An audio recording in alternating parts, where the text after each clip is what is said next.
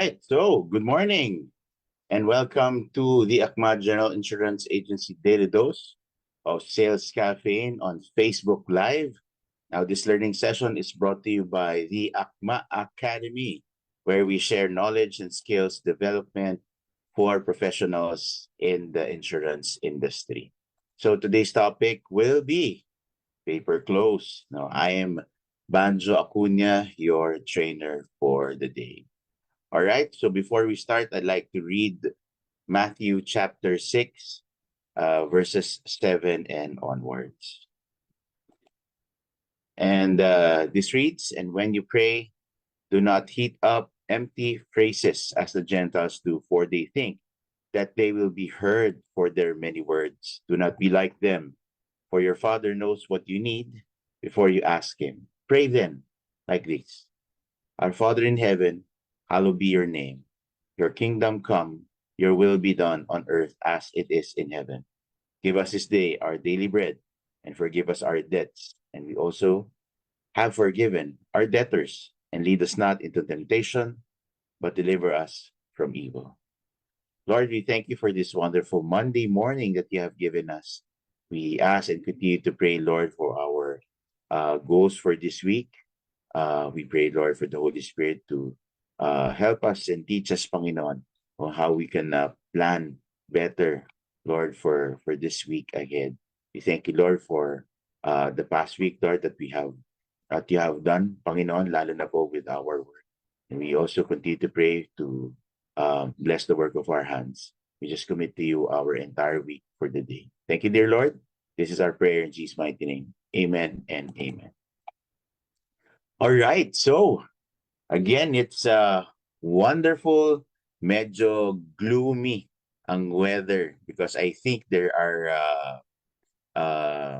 bagyo ata na hindi ko alam kung isa or dalawa that is coming for this week. But I hope it's not that strong and sana everything will be okay. But right again, we are almost on the final stretch of July.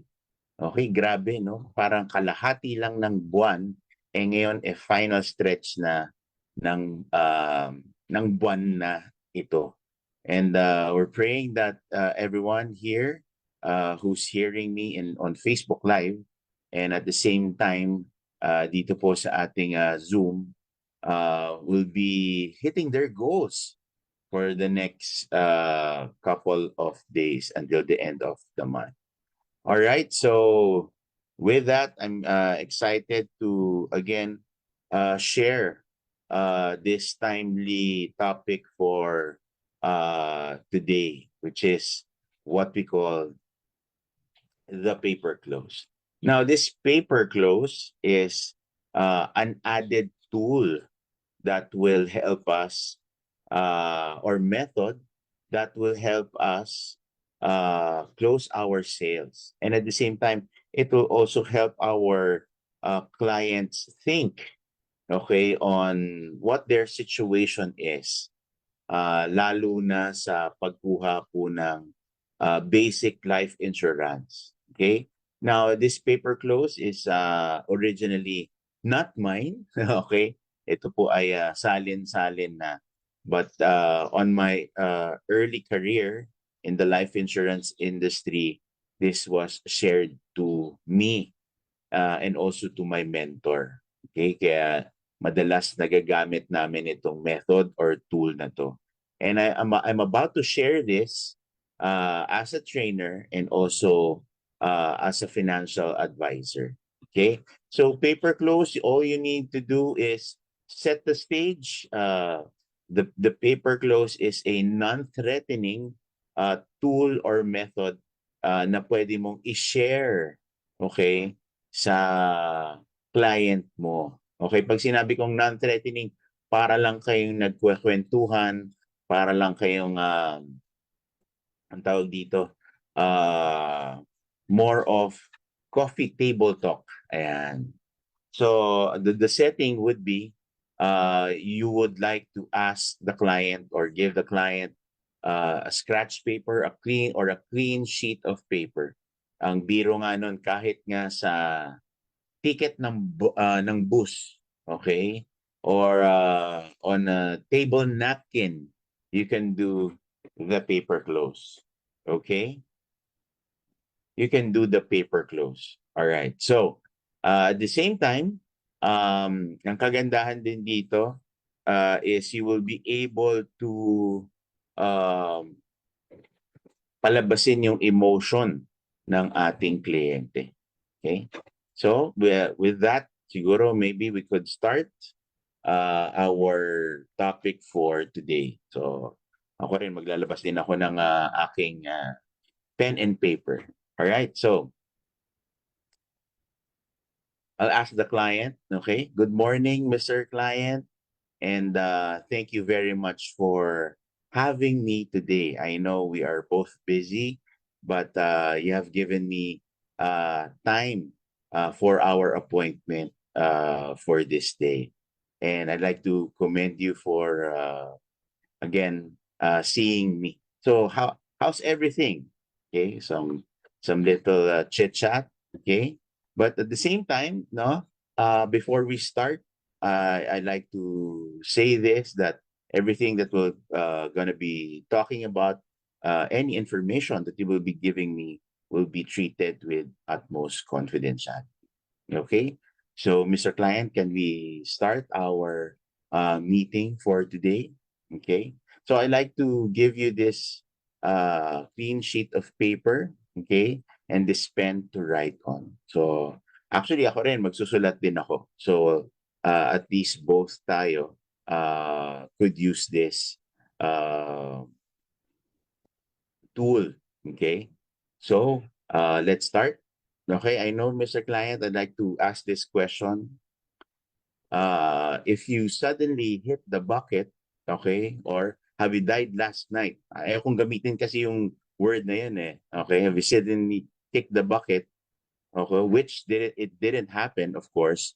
What do you think your family would be doing right now?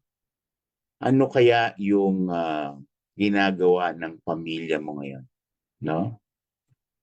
Well, aside from um, crying or syempre they have experienced passing a loved one, no? It is challenging to predict how exactly our loved ones would react in the event of our unexpected demise, no? Emotions in such situations vary among individuals, and the responses may range from shock to grief to sadness and reflection. But aside from this emotional turmoil, they also have to attend the obvious, no? Syempre, ano po ba yun? They're preparing for your final send-off. Now, what do you think they are preparing for? Ano po kaya, Mr. Client? Ano kaya yung pine-prepare nila? Yes, no, before they can fully mourn, no, for your loss, their loss, marami tayong expenses and things to be needed to be attended to really send you off. And syempre, ang sinasabi natin is funeral. 'Di ba? Aside from that, ang iniisip nila is after your demise, paano ka nila ibuburol, ano kaya ang susuotin mo, and everything. No? So, yun yung gusto nating pag-usapan. Okay? So, again, do you know how to prepare for the untimely loss of a breadwinner? Nagkaroon po ba tayo ng experience na gano'n? Alam niyo po, meron po akong friend who works for this company who handles um, uh, for example, like St. Peter, who handles like yung mga funeral parlors. Ang sinasabi nila is the cost of dying today. Okay? Yun po yung pinag-uusapan natin. The cost of dying today, it would cost about around 300 to 500,000 pesos. Okay, yung 3 araw kang binurol, your casket, flowers, and then at the same time, if you have people coming from the province na dadalhin mo dito, ng family mo to mourn for you, nagpakain ka ng 3 days, okay, with all of that. And at the same time, syempre, it's either you will be cremated or you will be buried, okay, in a lot, something to that effect, no? And at the same time, lahat po ng gastos, okay, yun ang iniisip po natin, no? So, again, if you could write this down to the paper, okay? I like to write down funeral expenses. Funeral expenses. Okay. So, if you write down funeral expenses, I like you to ask, magkano kaya ang ating pwedeng gastusin nun? Alam ko hindi po nangyari ito, pero can you please write down, no? Kunyari lang na magkaroon po ng pagkakataon na mangyari po ito. I know it's not going to happen right now, but siguro soon. Magkano po ang gusto natin ilagay? Okay? So, ako po, I'm going to write down siguro 500,000 pesos. 500,000 pesos. So, Mr. Client, kayo po kaya, how much do you want for your funeral expenses? Okay? So, aside from that, alam ko po hindi lahat ng tao is basta-basta gano'n na lang nagpa-pass away. Siyempre, nagkakasakit po tayo, okay? It is one of the siguro leading cause of death, no? Sabi nga nung World Health Organization, the top 3 killers of the Filipino people today is heart attack, stroke, and cancer. Okay? So, ang mga gastos din napakalaki. And at the same time, syempre, ang ginagawa natin is at least kung meron tayong pinrepair something for this one. Now, aside from that, kailangan nating merong pagbayaran sa mga panghuling expenses natin. So I'd like you to write down if how much do you think you will need. Now, I'd like to give you an example bago po kayo magsulat kung magkano. You know, the top 3 killers of the Filipino people today, ang sinasabi nila, you need at least 1.5 million to 2 million para po bayaran ang mga pwede nating gastusin when it comes to final hospitalization. Okay?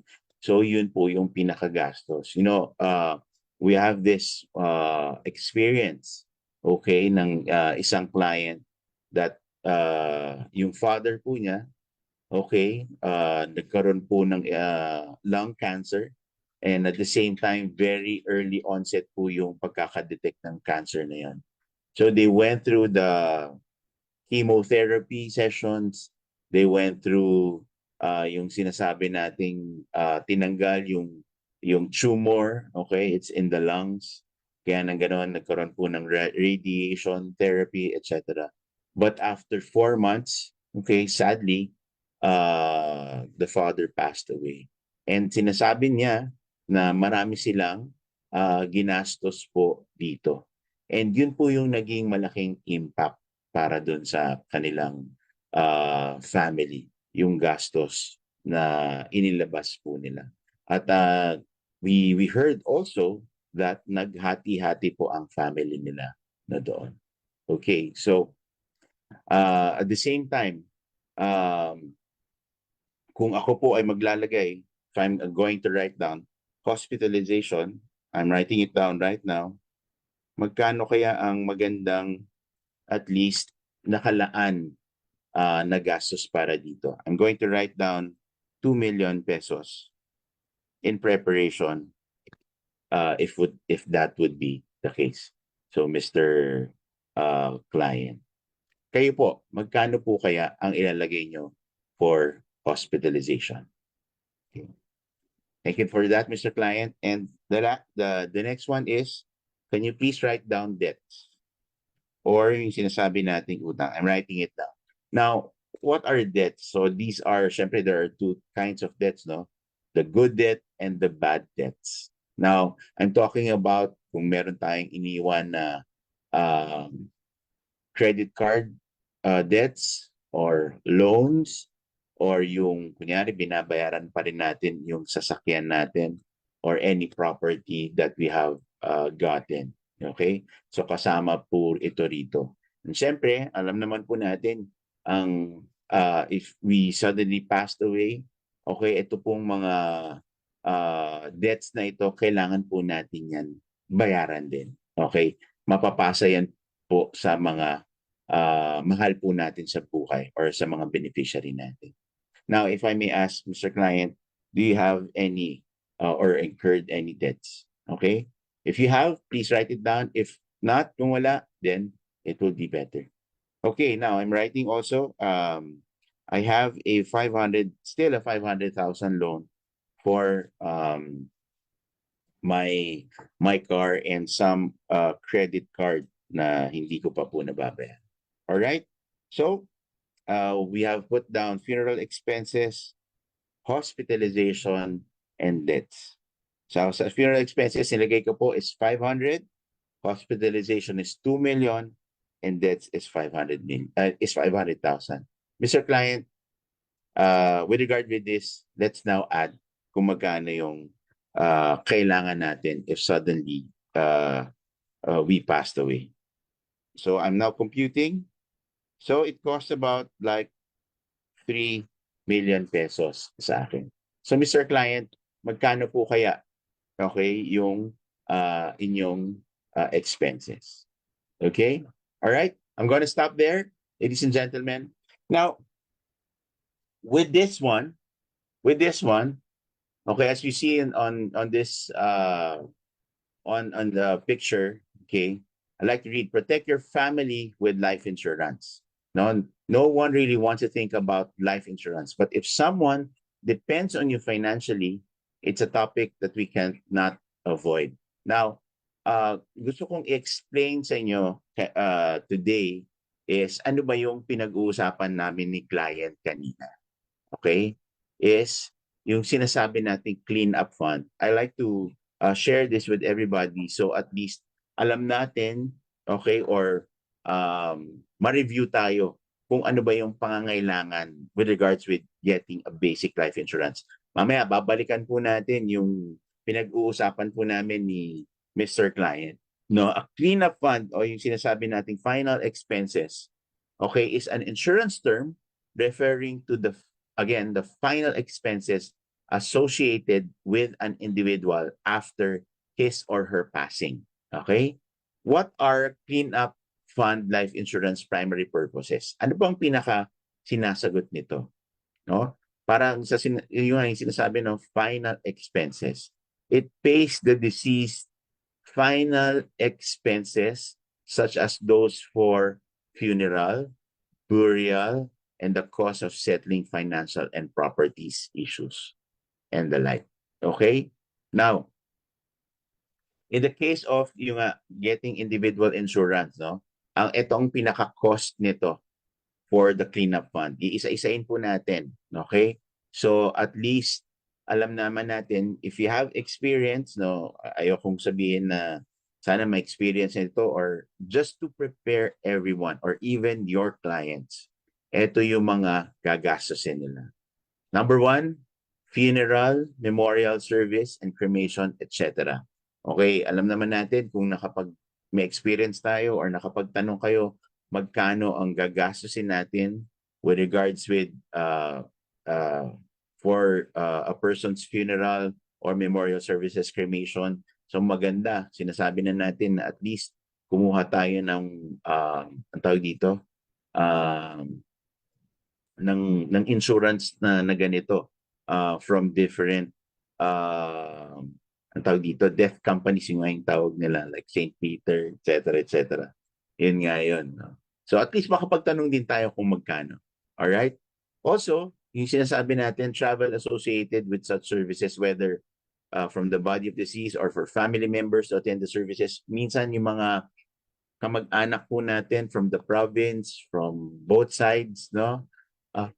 Tawag dito talagang minsan, syempre, they want to mourn with you.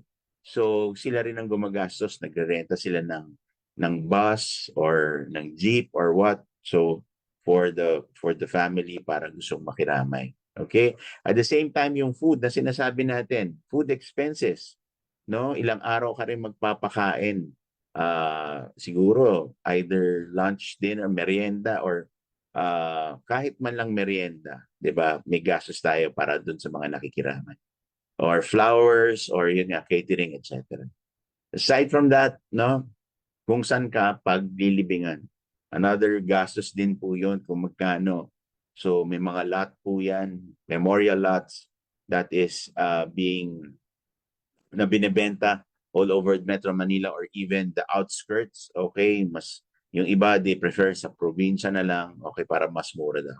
So it really depends. And also meron tayong yung mga nilalagyan ng urn, okay, yung vault, okay, yung mga ganyan. So meron palang ganun para doon nilalagay yung ashes ng loved ones natin. Okay? Or even us in the future. Okay? Next would be the final medical bill. Okay? Final medical bill. Okay, yun yung sinasabi natin kasi hindi lahat, 'di ba, basta-basta ganun na lang namamatay. Okay?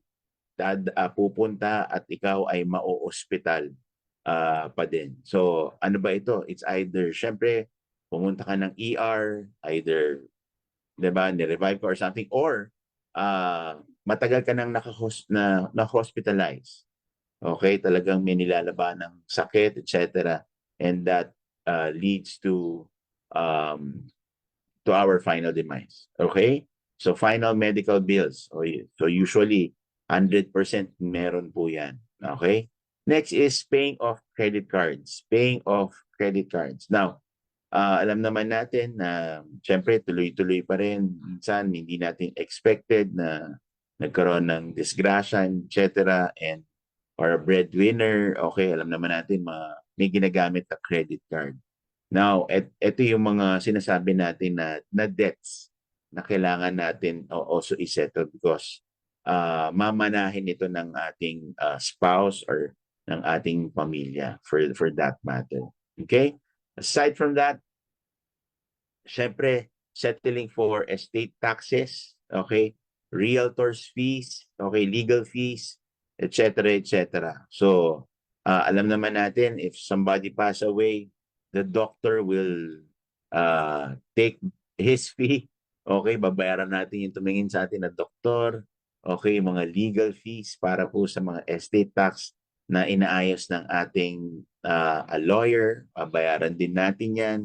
Yung accountant natin, okay, sa pag-compute niya ng lahat ng mga gastos, etc. together with the lawyer, yun nga yun. So may mga gastusin. Lalo na po yung sinasabi nating estate tax. Okay? Estate tax. Meaning to say, these are para maisalin yung properties natin para sa mga beneficiaries natin, spouse natin. May babayaran po tayo. Okay? And then, syempre, yung mga ibang miscellaneous expenses. Now, why am I sharing this to you, ladies and gentlemen? Because this is the reality na gagastusin ng isang tao when he suddenly passed away.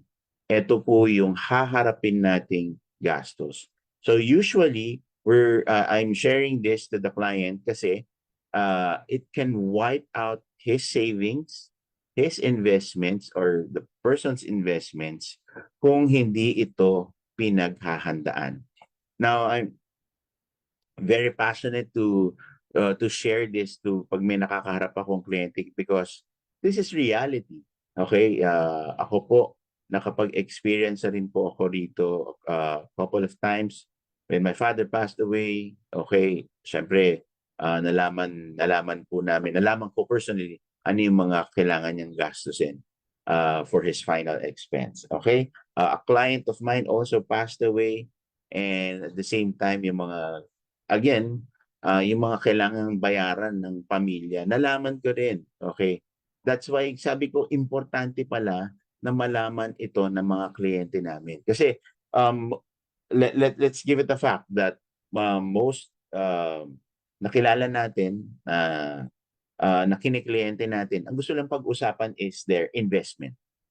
'Di ba? Eh, yun lang gusto nila. Gusto ko paano kikita ang pera ko. Yes, that is true. Okay yun, walang problema yun. Pero, ang tanong ko, are you well covered enough? Or meaning to say, if something happens to you, how will your family, kasi wala ka na eh, hindi mo na iisipin yun eh. 'Di ba? You're on the other side of the fence, ika nga. Or you're in the, sabihin natin, sumalangit nawa, okay. Or nasa heaven ka na, for that matter.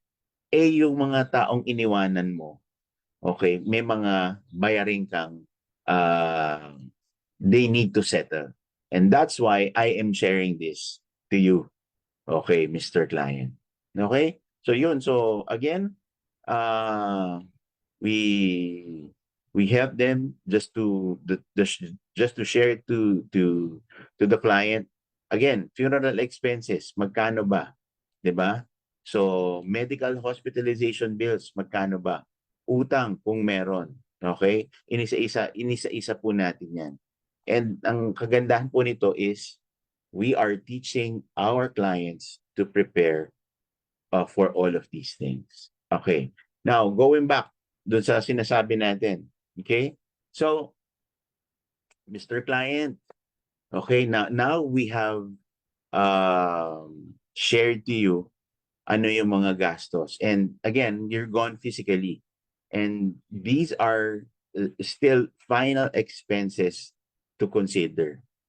No? Yung sinasabi natin na kanina pa nating sinusulat, Mr. Client, this is a virtual fund of the following cleanup needs that is need to be settled. No, we have written down funeral expenses. Again, magkano po ang gusto niyong virtual fund po dito? Now, medical expenses or hospitalization needs for your final expense, magkano po ang gusto niyong virtual fund for this?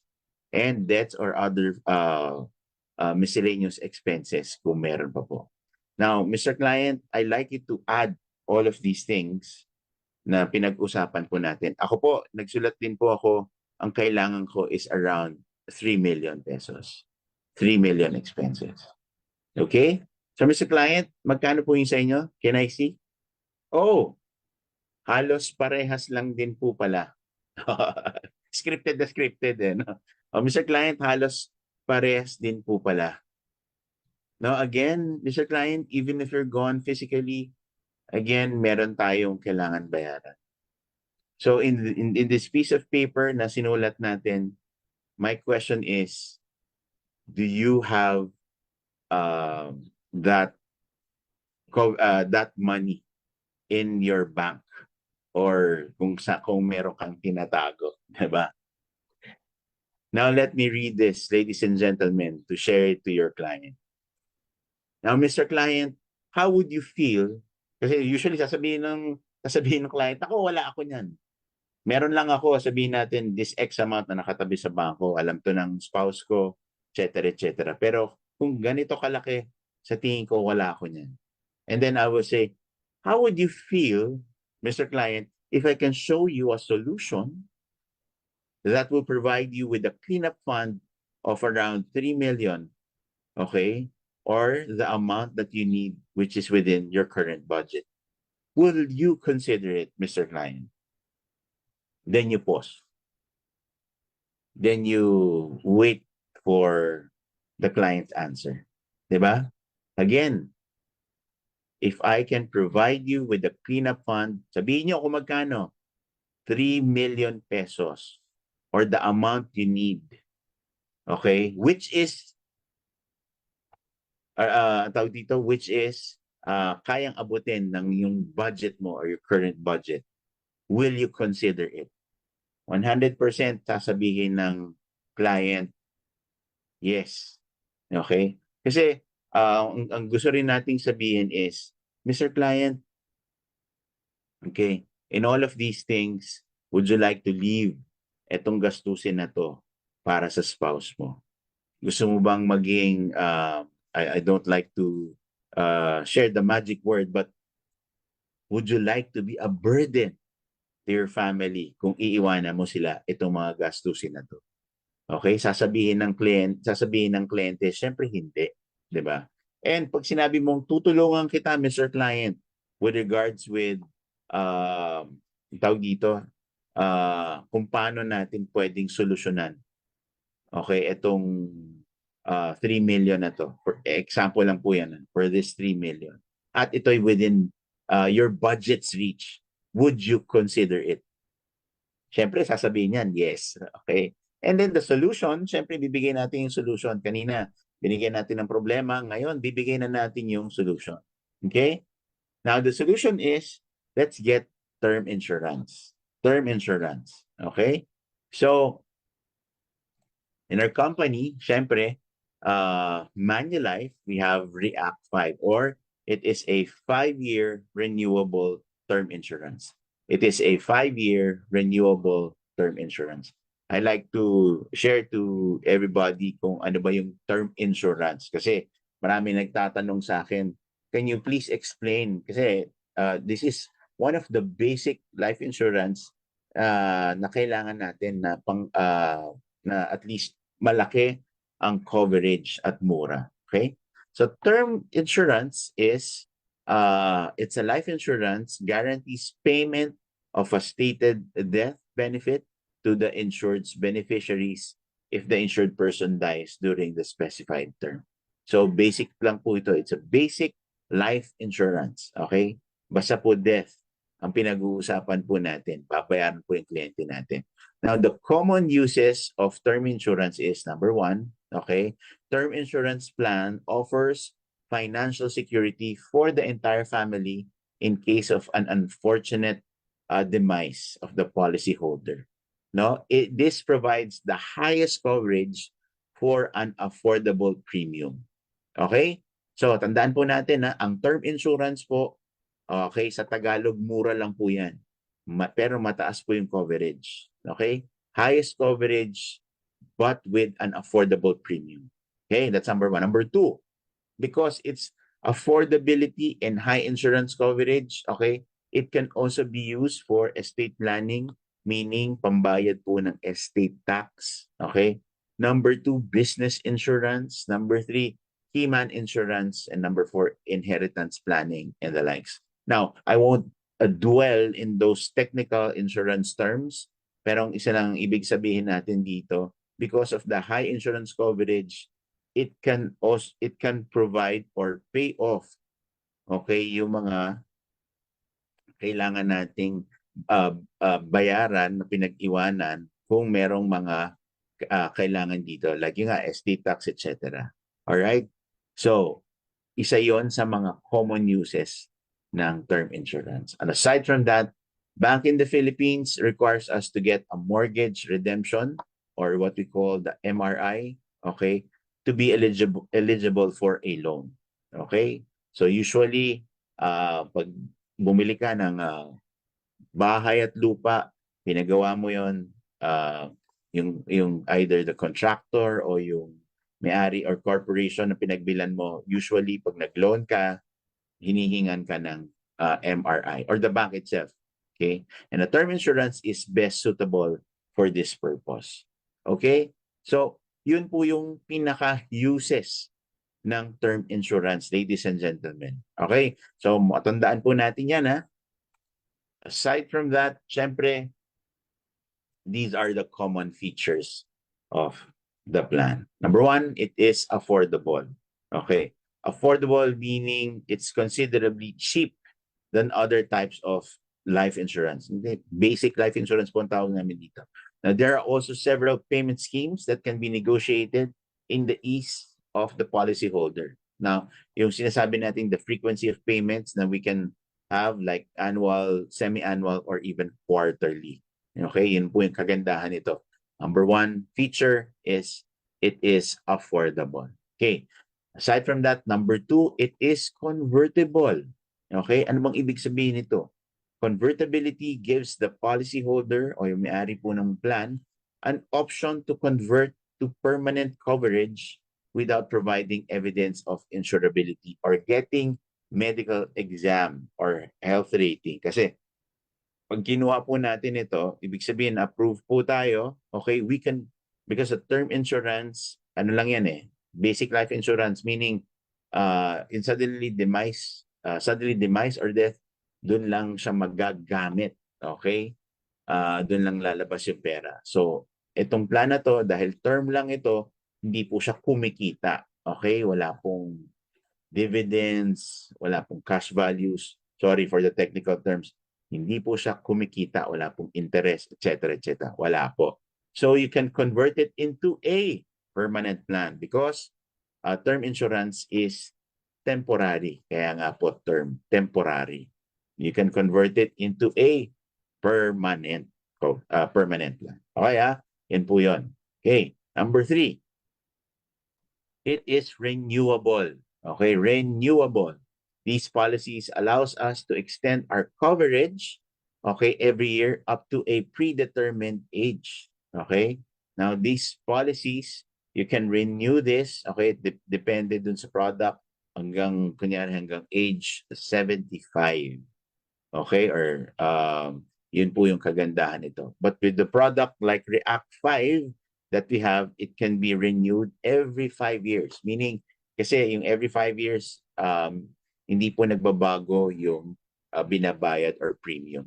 After every 5 years po siya tumataas. Okay? So, the just basic summary of the benefits of this term plan. Okay? Now, if for example, yung gusto ko pong sabihin din kanina, that for an age 30, okay, male, all right, for a 3 million, sample lang po ito, ladies and gentlemen, for a 3 million basic protection or term plan, okay, the premium is 13,000 pesos annually. Okay, annually. All right. So again, for a 3 million life insurance protection, okay, the total annual would be 13,000 pesos or 13,029 pesos. So, sabihin na natin, pumapatak siya ng 1,100, okay, on a monthly basis. If we see the modes of quarterly and semi-annual, nandito po sa pinakababa. Sa quarterly mode, it's 3,736. Okay, pag semi-annual, it's 6,993.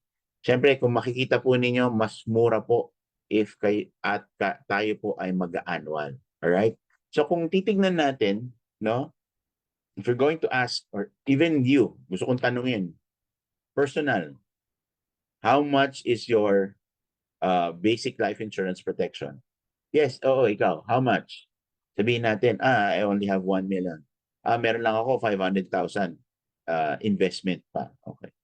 Now, this can be your ang tawag dito, pampalaki po ng ating insurance protection or basic life insurance. Biruin mo, a 30-year-old male can buy 3 million pesos for 13,000 pesos only. It's like buying cheap money. Yung nga yung sinasabi pa natin ng mentor namin. No? Para kang bumili ng murang pera. But at the same time, no, isa sa mga natutunan ko, we create millionaires.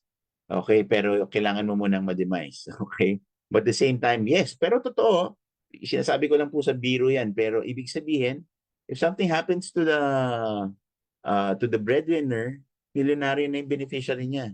Yes. Okay, meaning to say, even if the breadwinner is no longer around, but still he provides for the family. It's like this, no? Ito yung parang pinaka-basic summary kasi sinabi natin every 5 years tumataas po ang ating premium. Okay, for this one, so kung makikita natin by age 30, kasi 30 kanina, di ba?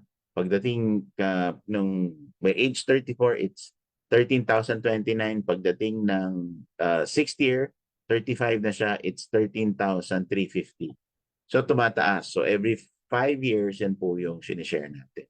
And aside from that, no, not just like a basic term insurance lang, pwede po natin lagyan ng attachable riders ang mga ito. Okay. So if we want to or really bulk up our term insurance plan, we can put all of these things. Number one, pwede po natin lagyan ng accidental death benefit. Okay? It provides additional coverage if the death occurs through accidental means. Now, minsan pag naglagay po tayo ng accidental death benefit, okay, dumudoble po ang coverage ng policy. Meaning, if it's 3 million, if the passing away is caused by death, it will be 6 million. Magta times 2. Okay, yun po yung ginagawa ng accidental death benefit. So, ito po yung mga binibigyan ko, syempre yung mga parating nagda-drive kasi malapit din sa aksidente yan eh, or yung mga nagmo-motor, okay, as a hobby, yan, sinasabi ko, why not? Let's put accidental death benefit para if, again, di natin masabi, if yan ang maging cause, then times 2 ang makukuha ng pamilya natin. Okay, next. Meron tayong tinatawag na Total Disability Waiver, or TDW. It provides for the waiver of premiums. Wini-waive yung premiums, okay? If the life insured becomes totally disabled from accident. Kunyari, yung policyholder or yung client na disabled siya na aksidente, hindi makapagtrabaho. Okay? So, for ang sinasabi hindi makapagtrabaho for at least 6 months. Ang kagandahan nito, if kunyari it's either total disability or partial disability, ang mangyayari is the premiums will be waived. Okay? The premiums will be waived. And if nakabalik na yung client from working, okay, then dun lang magko-continue yung payment. Pero ang kagandahan nito, again, pag na-disable because of either sickness or accident, okay, the premiums can be waived. Okay, malinaw yun ha? Alright? So aside from that, meron tayong tinatawag na Maximax plan. Okay, Maximax plan. Now, it provides for death, dismemberment, disability, and hospitalization resulting from accidents. Okay, so marami pong variants eh. Variants 1, 2, and variants 1, 2, 3, 4. So, ibig sabihin po nitong Maximax na to, parang naputulan ka ng daliri, ng limbs, etc. Meron kang, ang tawag dito, meron kang ibibigay. So, merong mga variants. Or, pag nagkaroon ka ng need for hospitalization, ayan, so meron din pong ibibigay. Kunyari, for every day na wala ka for work or per day you're in the hospital, so there is hospital benefit din na nilalagay din dito. Okay, so aside from that, merong mga combination of both of these, kaya maganda po maglagay din ng what we call the Maximax. Okay. Next is, also we like to put another rider, enhanced critical illness rider. Okay, enhanced critical illness rider. Okay, it provides the payment of the insured if the insured is diagnosed from any of the 60 specified critical illness. So for example, heart attack, stroke, cancer, or any yun nga, identified critical illness. Okay? Kung magkano man po yung pinaka-coverage nito, ibibigay po ito not to the hospital, not to the doctor, but to the insured. Okay? So, yun po yun. Aside from that, panglima, meron pong tinatawag na Hospital Income Benefit or HIB. So, ang kagandahan nito, it provides allowance for each day for a maximum of 1,000 days of hospital confinement na due to injury or illness. Okay? Now, nagdo-double ito if the confinement is nasa ICU. For example, no, na-dengue ka and you need to be confined. Okay? So, sabihin natin, you're 7 days in the hospital kasi yung nga yung dengue, something like that. Then, pwede kang bayaran, for example lang, no, sabihin natin, 500 pesos per day. Okay? So, kung 7 days yan, so 500 times 7, yun pong ibibigay po sa atin. Now, ang kagandahan nito, no? Tingnan natin, maximum of 1,000 days. So, Wala naman pong gustong tumira sa hospital. 'Di ba? Wala naman pong gustong tumira sa hospital. So, yun ang sinasabi natin. At least 1,000 days. Diba? Sa isang taon, di ba? 365? Parang ilang taon yun? 3 taon ka sa hospital? But yes, if yun ang ano natin, the, the plan will pay, okay, the insured, okay, per day of that, okay, kung ilang, ay ilang, ang tawag dito, araw ka sa ospital. Now, kung yan ang inilagay natin, ladies and gentlemen, pakikita natin. Kanina basic lang eh, 'di ba? Ito, binulk up natin. For the basic React or term insurance, it's 13,029. Okay.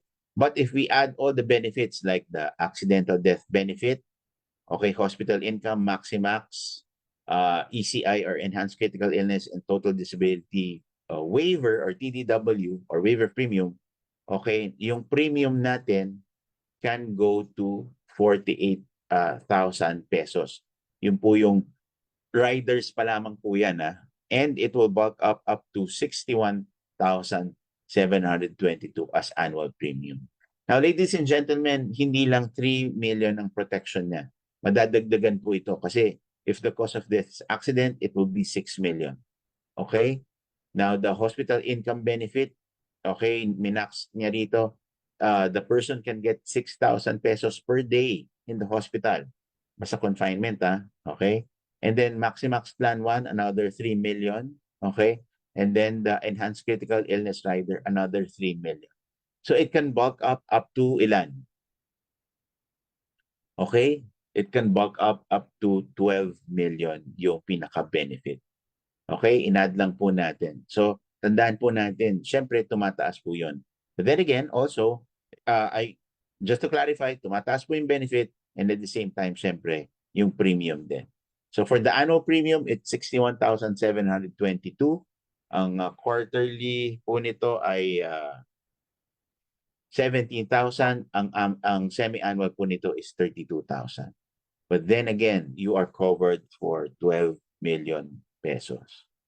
Okay, yan po yung sample natin with the premium with riders. But kung gusto lang natin ng basic, it's just 13,000 for 3 million.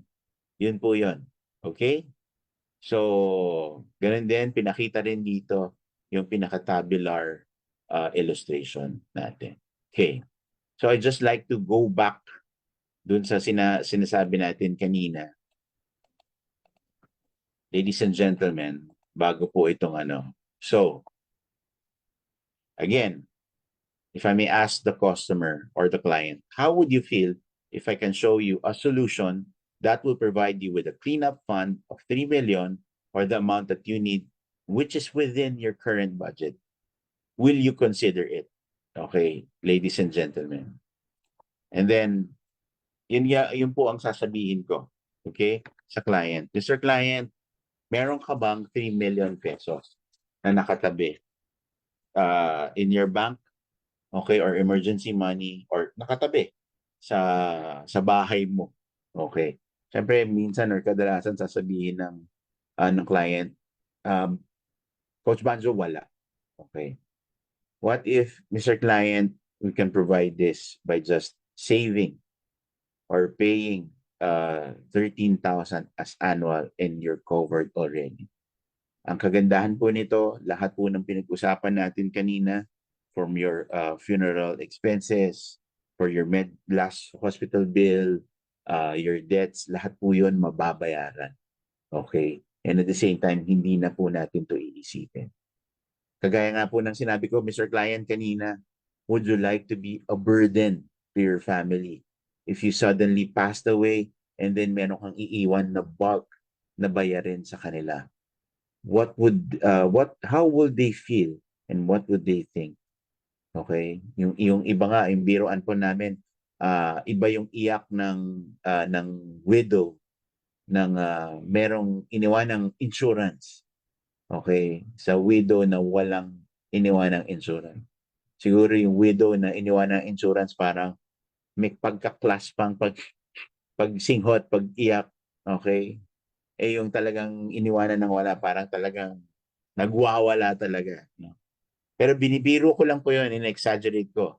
Ang sinasabi natin, syempre, we want something for our beneficiaries. We want something for our clients. We want something to leave. Ang sinasabi natin, if he suddenly passed away, we still want to provide for our loved ones. No? If physically wala na tayo dito sa mundo, at least yung spouse natin, yung children natin will always be accustomed kung ano yung kanilang pamumuhay. I mean, nakakakain pa rin sila ng 3 times in a day.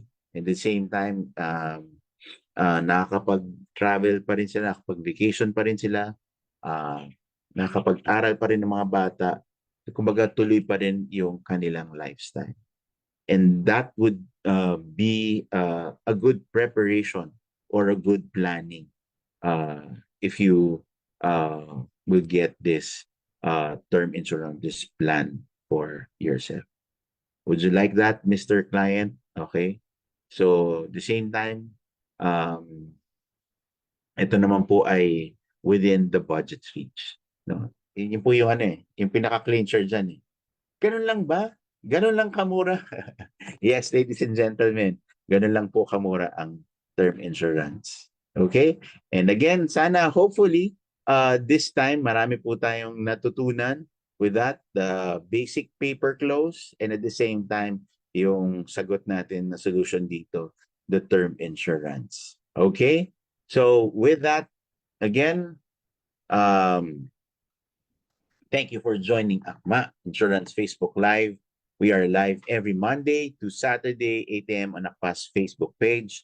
And please like and follow our YouTube pages for our latest updates and content.